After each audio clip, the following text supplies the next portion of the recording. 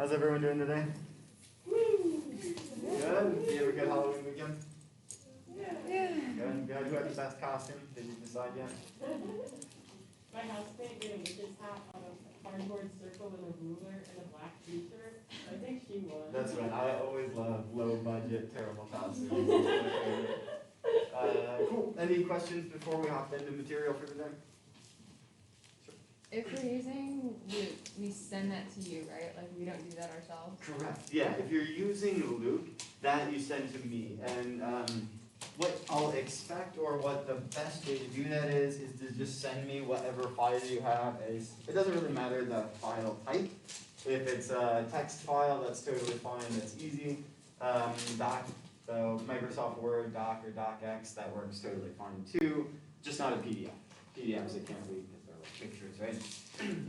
But any sort of text file like this, probably even like an RTF or something, it would do fine. Send me in this file, and I will run them through Luke, and I'll send you the results as an Excel spreadsheet. We looked at some examples of that, right, where it's got the texts, and then it's got all the different categories as columns. That's what you'll get back. If after you get this back too, you want you want to chat and talk about interpreting the data, because there is so much there that Luke gives you, we can totally make that happen. But yeah, you send me this file, and I will send you the Excel back. When we send you that file, do you want us just how do we format it in the file? Does it matter? Or? No, that's the best part. It doesn't. Okay. It's not going to care. You can format it however you want. It doesn't care. Okay. Yeah. So it's either don't spend time formatting it in the text file because it's not going to read into that at all anyway. The way you break the lines, if you break it up anyway.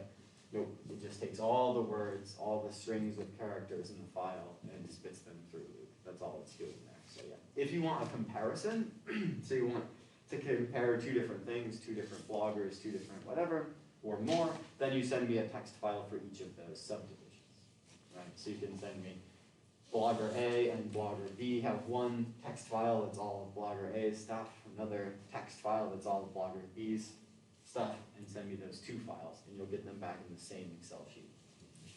If you want to, you can send me, your database sent into split up like this. Blogger A, blogger B, blogger A.text, blogger B, A and B.text, and then both together .text. Or is it just a combination of these two things? That's fine too. Just depends on what kind of analysis you want to do.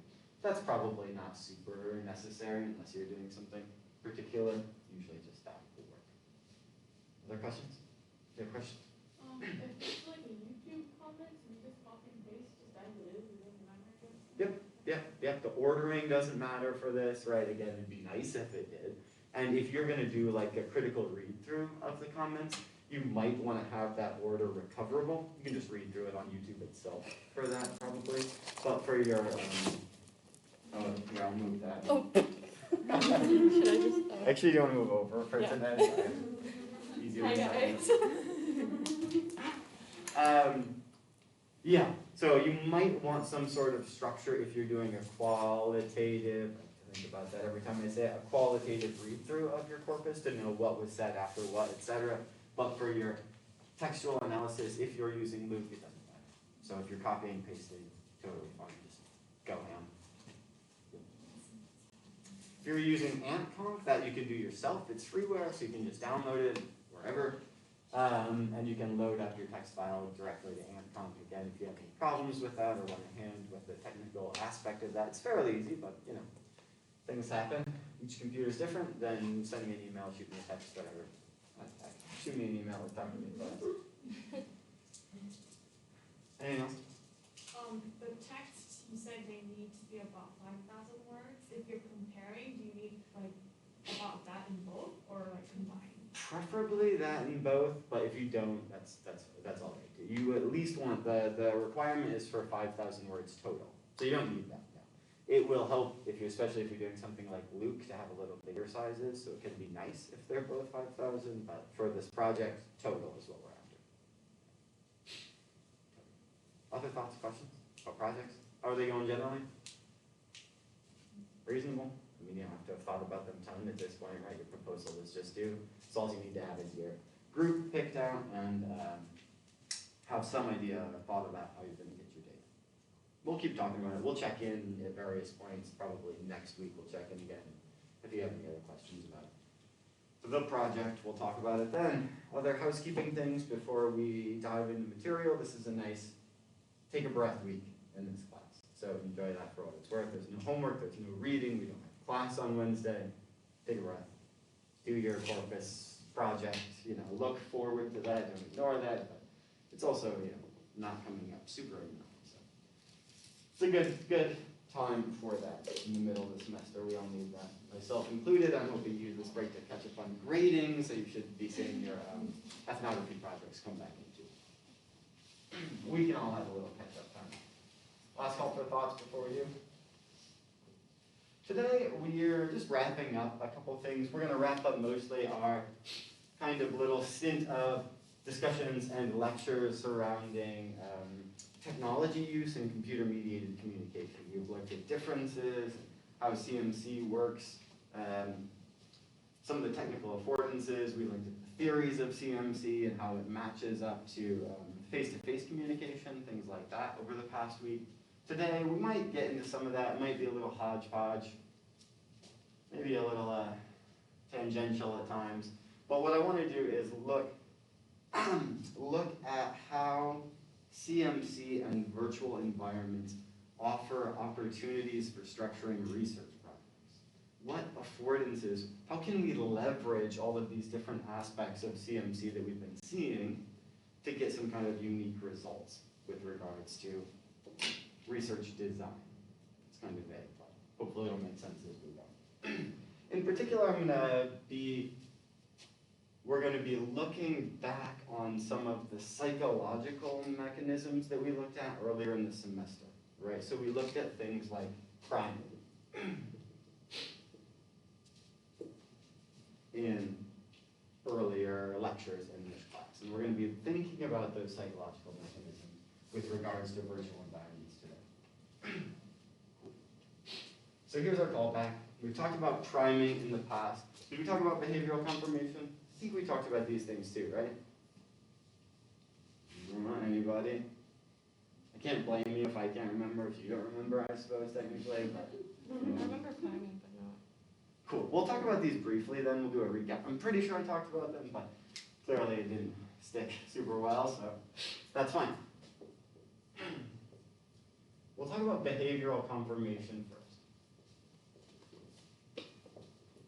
Behavioral confirmation is this idea, it's an important one in psychology, and it affects our language because it has to do with how we see ourselves in context. And what it says at its heart is that we pick up on cues of the way other people are treating us. That affects how we think about ourselves, right? So if other people are treating us like respectable, intelligent, capable humans as they should, that has an effect on the way we see ourselves as capable, respectable human beings.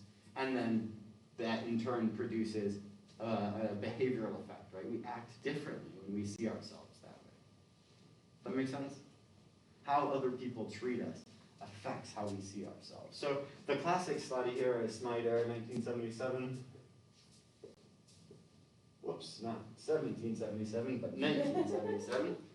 And this is the study I think we talked about where they do, it has to do with a telephone. So what they do is they have a group of male identifying individuals who are talking to a woman on the phone. And before they talk to this woman on the phone, they're shown a picture of who they're talking to. This is who you're going to talk to, right? Is this coming back to us now? Not at all. Maybe we didn't talk about this after all. And, well, it's an interesting study. We'll talk about it now, if not then. So there's two conditions to this study. One group of men who's talking on the phone is shown a picture of an attractive woman, independently judged by who knows who, right? These things. But shown a picture of an attractive woman. And the other group is shown a picture of an unattractive woman. It's the 70s. You could do studies like this, right? So there's two conditions. The pictures have nothing to do with who they're actually talking to. right?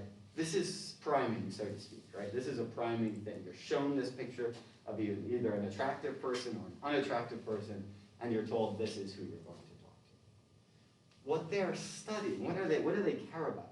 What are they interested in this study? If your actions or your language changes, if you're attracted to someone versus if you're not attracted to someone. Yeah, it's actually one step more abstract than that, which is really cool. What they're not paying attention to is how the men act towards the woman. Right? That's not actually what they care about in this study. The behavior that they're interested in is how does the woman respond on the phone when she is treated as though she is attractive or when she's treated as though she's unattractive. Right? Does that make sense?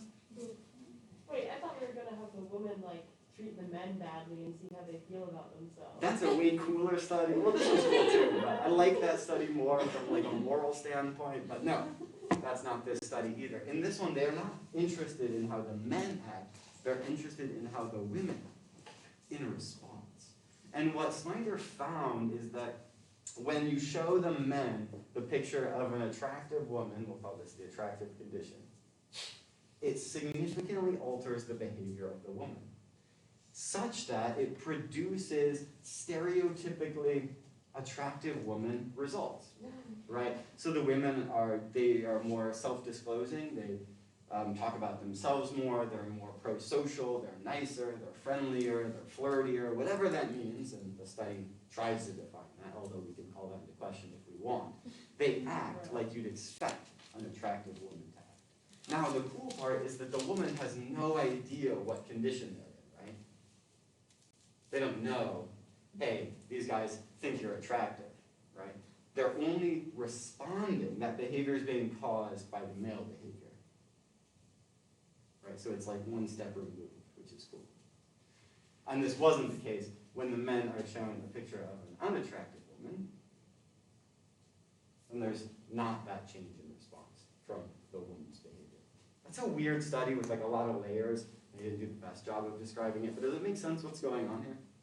Right? I was wondering, is it like you have like one lady, and then it's like, say if you're like on this side of like the person and then on the other side, they're showing a picture, right? If it's like one guy showing the attractive picture, but it's always the same lady, and someone else is showing the unattractive picture, is it like that kind of, or is it like two different women, two different dudes showing two different like? More of that. So it's large groups. So each male in this experiment talks to a different woman, and they're large enough groups in aggregate that we don't even know what the women look like on the other end. But when we group them together, we can see behavioral differences between the two groups, regardless of what they actually look like. We can see behavioral differences in the two groups based on which condition they're in. And the women don't know which condition they're in, right? They're always in the same condition, so it's not like one person. Yes. Yeah, they're only having, each individual is only having one interaction. Yeah, so it's not like they're all talking to the same woman or something. Nope. Do we know if this holds true for men as well? If this what? Do we know if this holds true for men as well? I'm sure there has been a follow-up study that does a gender role reversal thing going on here, and I would be shocked if this doesn't also apply. I don't know that stuff. I'm not, like, I'll tell you straight up, I don't know that of a study that's been done this way, but behavioral confirmation has been shown time and time again to be a psychological mechanism that applies really across the board. Yeah, in a ton of different social situations. So it may look a little different in the response, right? It almost certainly does, because what's happening here is that they're conforming to group identity stereotypes of what it means to be an attractive woman in 1977 America, right? It's very contextually bound, so the response would change, but we would absolutely expect some sort of response. How would they know that the response changed? Like, what if the women just acted like that in general? Yeah, so you have large enough group size, essentially, is what goes on here. So, like, imagine they don't have a basis of comparison. That's a really important point, right? They don't have a basis of comparison. But imagine that we compile with our techniques, and these aren't so different. With our techniques, we compile all the text, we convert the speech to text for all the women's conversations, just the women's text, in the attractive condition and the unattractive condition. We could then put them in a text file and run them through Luke. And you could find results like, there's family terms.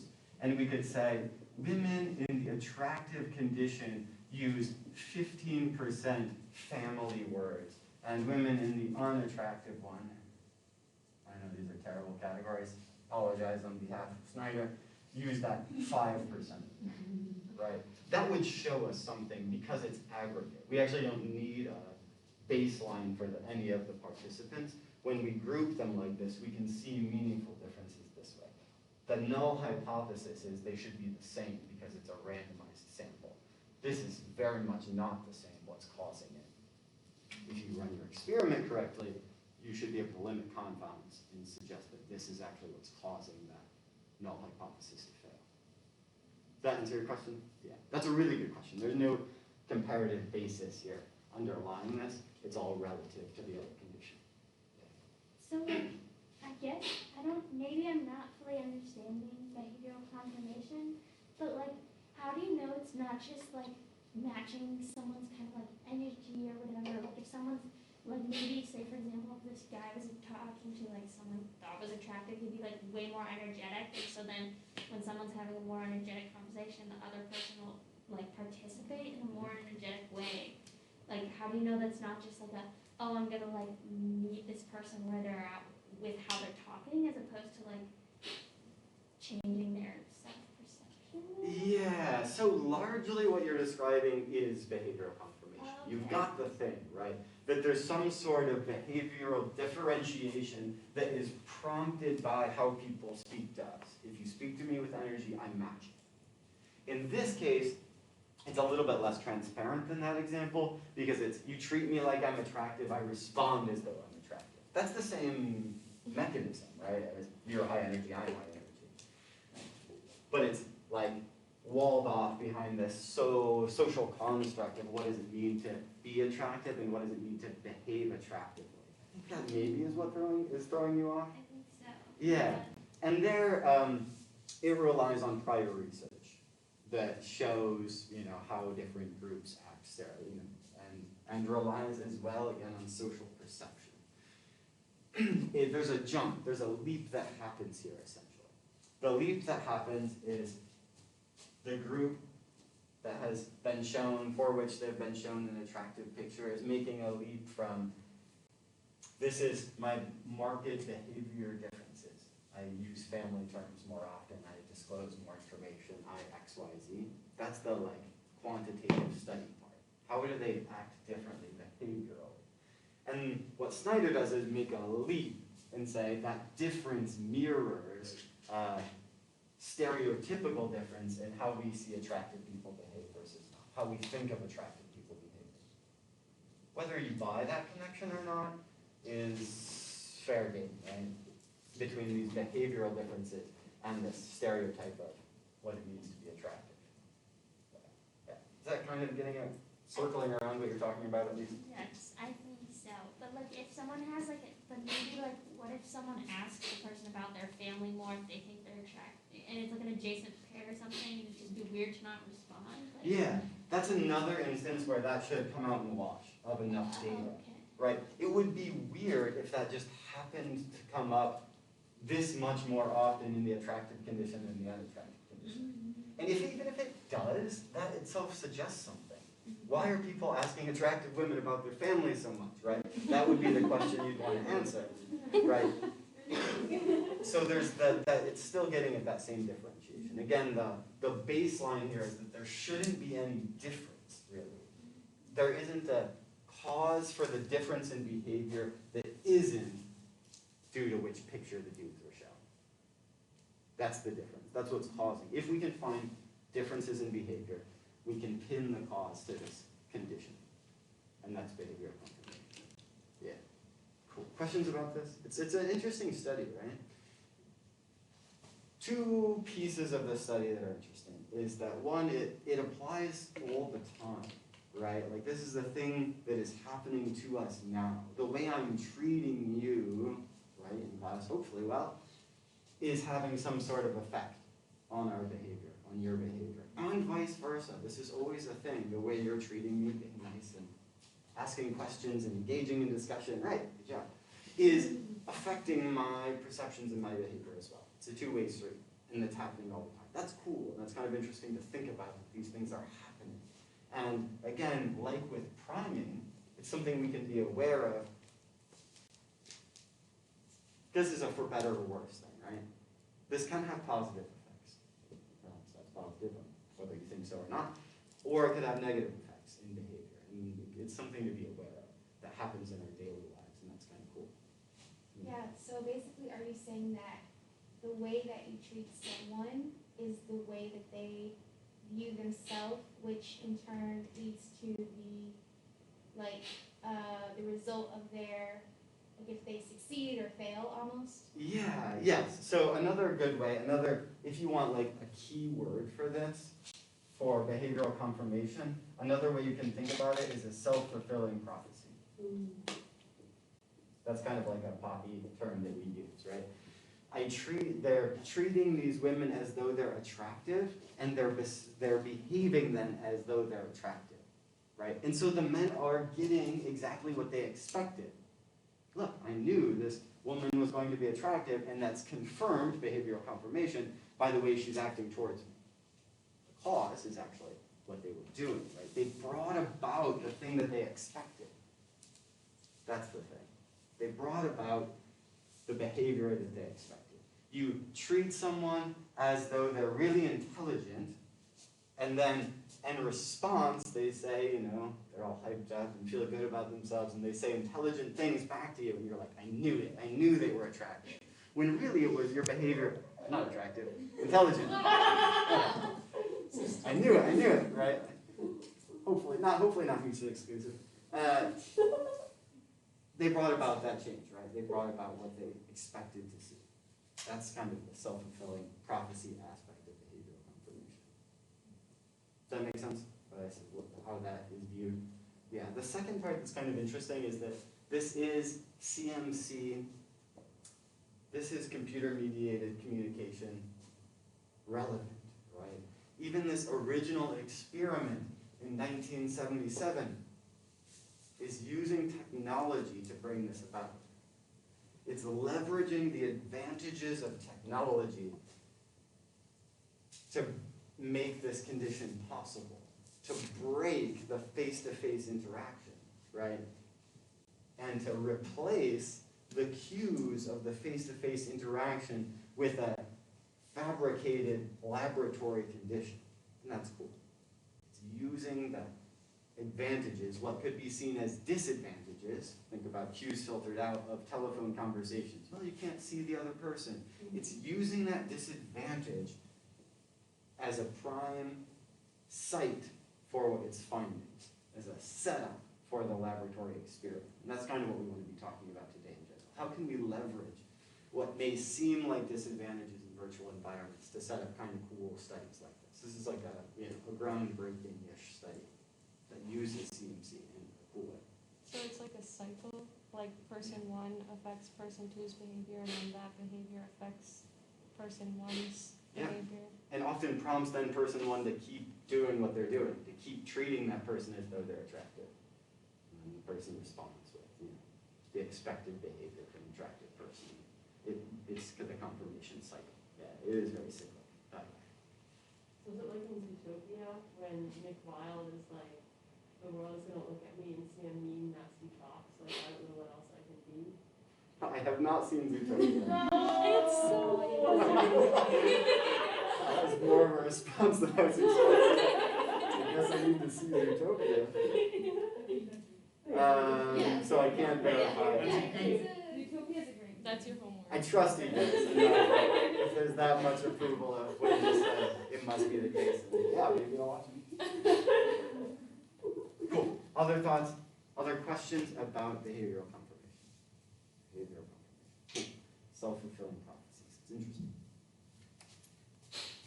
It's more than just like indexicality here, right? It's going on. It's actually the one step removed. It's not just affecting the male behavior here.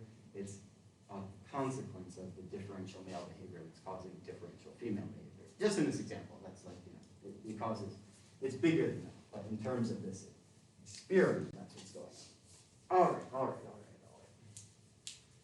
okay, if we haven't talked about behavioral confirmation, then chances are we also haven't talked about self-perception. Is this fair? Self-perception is another theory. BAME some year, I don't know when. And self-perception theory says this. We view our own, when we're trying to figure out, when we're forming thoughts on how we feel about a certain topic, about something, whatever, we view our own actions to see how we must then feel about that thing, right? It's reversing, so we have thoughts and feelings about something, some topic, right? Like gardening, for instance.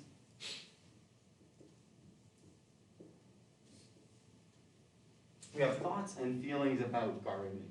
And the way we classically imagine this is the way we think and feel about something prompts our actions, right?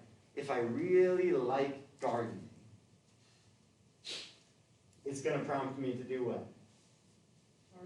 To garden more, right? To do more gardening. And this is the normal conception of the pathway from thoughts and feelings to actions. Does that make sense? What I mean when I say these two things, thoughts and feelings, category versus actions? What self-perception theory says is that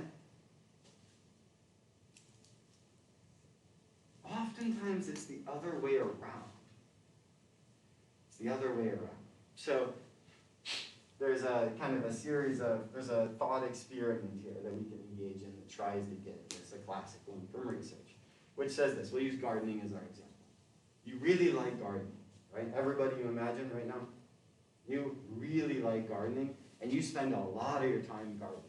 So much time gardening that you become really good at it. You're a master gardener, right? Nice, solid, good work, team.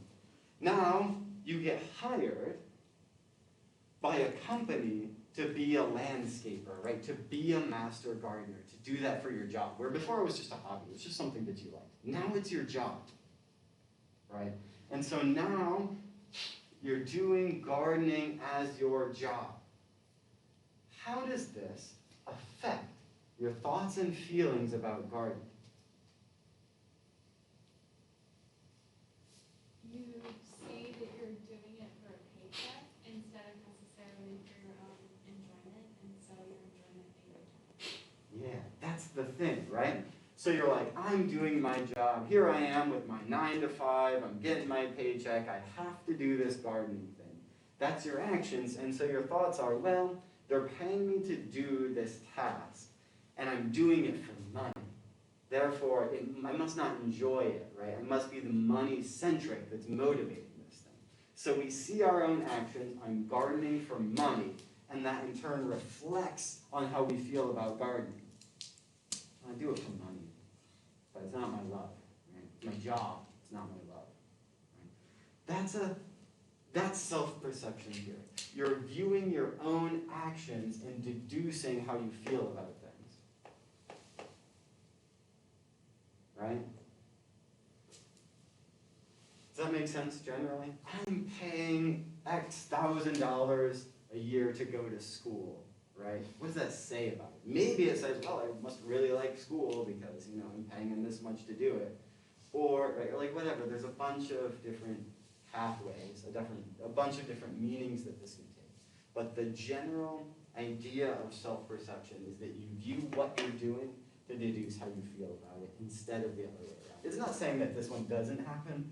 It's more so saying that it's a two-way street, actually, between thoughts and feelings and action. Questions about this one? We'll spend.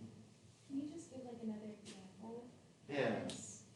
They're largely this. The work one's the most clear. The classic one is like, surfing. Like you're a really good surfer and you love surfing after work every day, but then when it's your job, if you get hired as a professional surfer, you start to not like it as much.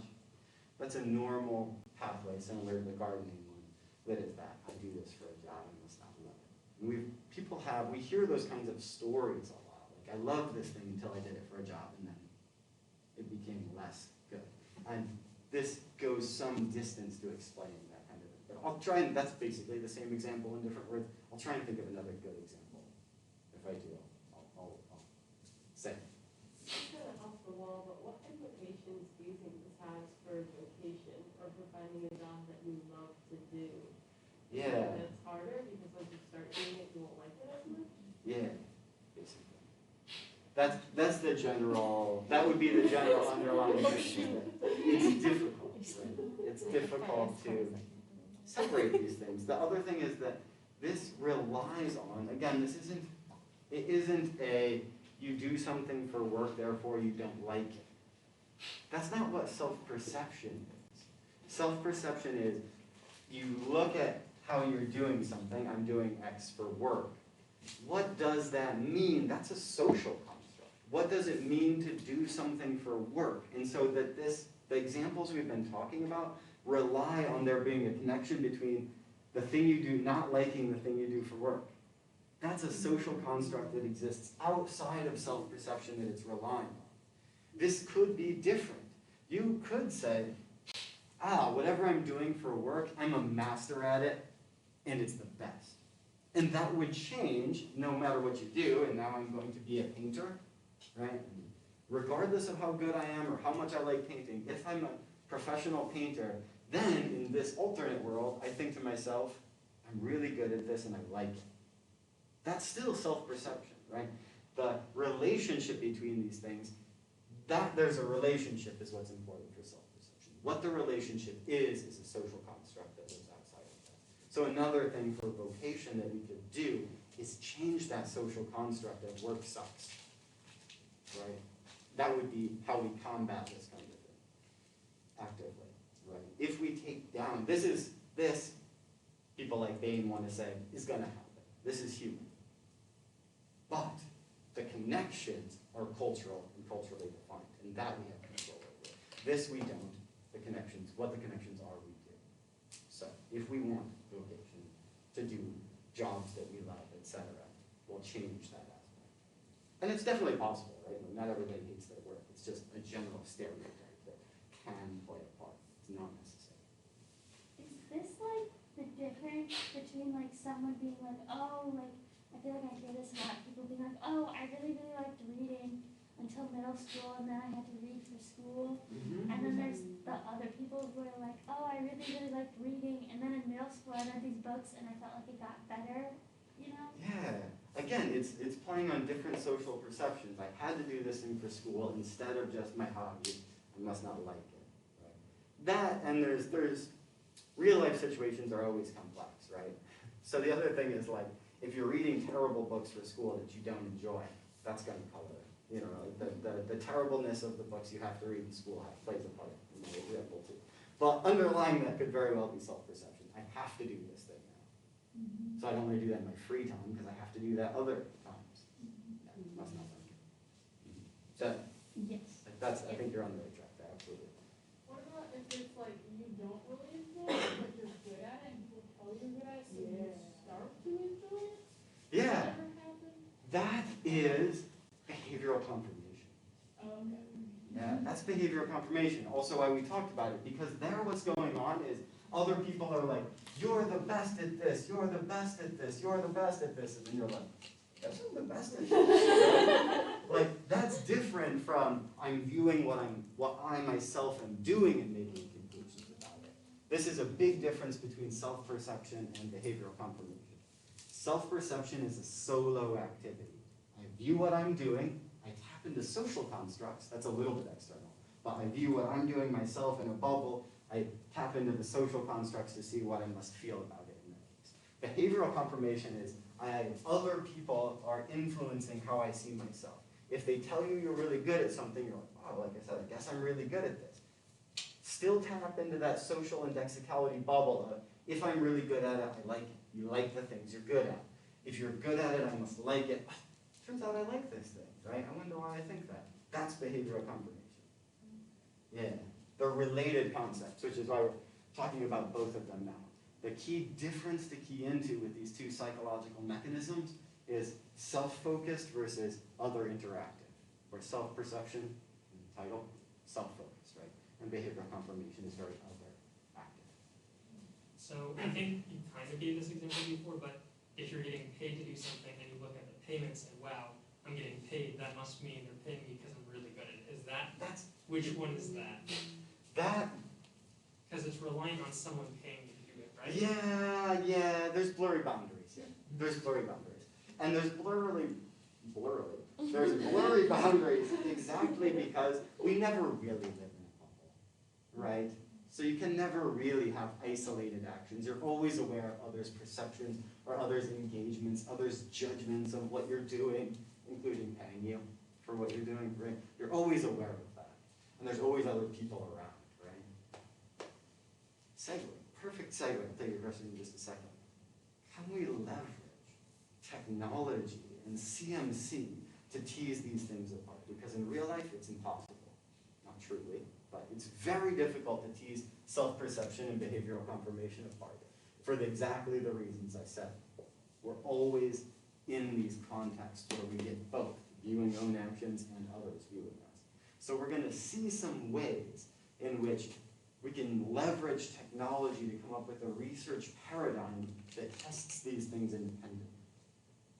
That's where we're going. You have a question, right? I wanted to see what example this would plot. If you're, so say you really like a job, but it's like if you're like a garbage truck driver, and you really like it, but then the social perception of that job is, oh, those jobs suck, people who have those jobs are uneducated. Would it cause you to think that you don't like it anymore, even though you actually do like it, because the social perception is like it's a sucky job, kind of? Yeah. Yes. Would that be in the behavioral one or in the It would self-perception? be more in the self-perception. Again, self-perceptions can tap into these ideologies and indexical connections. It's less about, behavioral confirmation is more about direct interactions. As a cause of direct interactions, I think X, that's behavioral confirmation. In this garbage truck driver example, it's self-perception. I'm viewing myself driving the garbage truck. I'm tapping into these external conceptions or stereotypes about what it means to be a garbage truck driver, that it's a sucky job. And then I'm saying, like, this job must be sucky, I must not like it. There's no direct interaction with people. You still have access to cultural, contextual knowledge, but it's not a direct influence. Behavioral confirmation is more, I'm talking to this person, right? Or somehow interacting with this person individually, on an individual basis. Yeah, really good example, really good separate. You still have access to cultural conceptions. Behavioral confirmation is direct interaction. For behavioral confirmation with CMC, do people parse artificial intelligence as a person, or do they parse it as something else? That would be a really cool experiment, right? That would be a very cool experiment. Can we prompt? So if you have a scenario in which, this is perfect kind of segue again to talking about technological boons here. We could set up an experiment in which somebody is talking to an artificial intelligence, and we could, kind of program or prime the artificial intelligence to say certain types of things, and then does that count? Can we get behavioral confirmation type effects from that? Probably yes. Probably yes. Whether they're strong, etc., we don't know. But I would expect them to. And then there's also questions of, do they know they're talking to an artificial intelligence? That kind of thing. Because that could, all of those variables could color your results. But it's a really cool experimental design. Sort of, can we go off of that? If you unlearn things based on new information, and repeated exposure, could you, for instance, have an anti-racism law for someone who wanted to unlearn prejudices and stuff in a controlled setting without doing harm to real people? Are you talking about could we get a behavioral confirmation bot to build people up in certain ways? Yeah, probably we could do that. We would want to look at a few things. How strong are the effects? How good is our AI at mirroring human interaction? That would be a huge one. We're getting better at that, so that's not infeasible. And the second one would be how long do these behavioral confirmation effects last? That's a question I don't know the answer to. Does that make sense? That would be before we wanted to invest our multi-million-dollar donations into this technology. We'd want to see studies about. We do preliminary studies about how long can these effects last. Probably long enough. They've done some good, anti-bias and prejudice trainings that seem to last quite a while in things like police force and other job areas. So, yeah. Anyone else have questions? So thinking about CMC, in like if we were to apply this concept to the internet, could this be true for like if we were to take, I don't know, you know those BuzzFeed tests, like are you this character or this character? Sure, Or yeah. like which one? And if you took the test and you're like, oh okay, I am XYZ, I'm very compassionate, like so-and-so in this show, and then you start to, I don't know, like does that affect your character, or even like Instagram comments, oh my gosh, you're so pretty, you know, all those like comments, and then you view yourself as that, versus like, or even comparing likes, could that be, are those things applicable to this? Okay. Yes, behavioral confirmation, Okay. absolutely behavioral confirmation. The BuzzFeed articles is a really funny one, right, and that like, those things are kind of bummed. I don't know if you knew that or not, but they're a little wild. But still, they have an effect, right? Like, they still have an effect on, well, how we see ourselves. Yeah, and same thing with comments. That's just human interactions, right? And the CMC, right, the world in which you can get however many thousands of likes, you know, millions of views, hundreds of comments is weird and has effects with behavioral confirmation. That wasn't really a thing before. That you could just read through, like, tons of comments on your work, like, unless you were like famous. That was never a thing we had access to, and it absolutely has meaningful effects with behavioral confirmation. And with CMC, right, we'll talk about like why do we care about this, why do we talk about this, etc. We need to start paying attention to this. CMC is new enough, you know, being an Instagram influencer is a new enough thing in this world that there isn't research about what that does to influencers' identities, what that does to their psyche, or right? Like that's not a.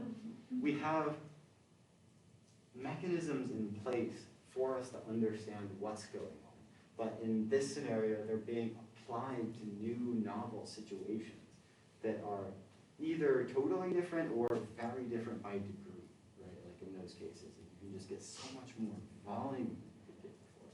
We need to be aware of what sorts of effects this is having on people. And again, why? The ultimate why is because we care about people, right? That's the, again, say it again and again in this class, that's the why. We care about these things because we care about people. This clearly has an effect on people's lives, right? Self-esteem is like a classic behavioral confirmation buzzword there. Yeah, really good, really good. And focus us in nicely at the end of class today on what we're doing here and why we're talking about these things. Mm-hmm. When you take BuzzFeed quizzes, which Disney princess are you behaviorally? I don't know, but I know that I'm always in Gryffindor. So. I was like, dang it. Stupid Gryffindor. Anyway. Can't change the BuzzFeed truth. So. Is that a self-perception? Yeah, absolutely. Absolutely. Should be in Ravenclaw, right? As an academic? Who knows? Yeah, these things. Other thoughts on these two? Self-perception versus behavioral confirmation. We started talking about how these things interact with CMC through Snyder's behavioral confirmation telephone study, right, that was masking the cues, or between things like Instagram, BuzzFeed things, or between AI. These are all really good segues into how CMC can be used. When we come back on Friday, today, that's fine, we'll talk about some studies that have been done in this, and particularly some studies that are trying to use virtual reality to tease these things apart in interesting ways. That's where we're coming back. And we'll probably, on a Friday too, my own research enters into this discussion. I do video game research and linguistics, and so it's a technological medium that plays a part here. I'll probably talk a little bit about that on Friday too. And then we'll finish this kind of CMC virtual worlds talk, and we'll switch to something different next week. So, again, you've got the week off this week. Enjoy it. Just hang out. Think about your projects if you want. Otherwise, just relax. And I'll see you back in action on Friday.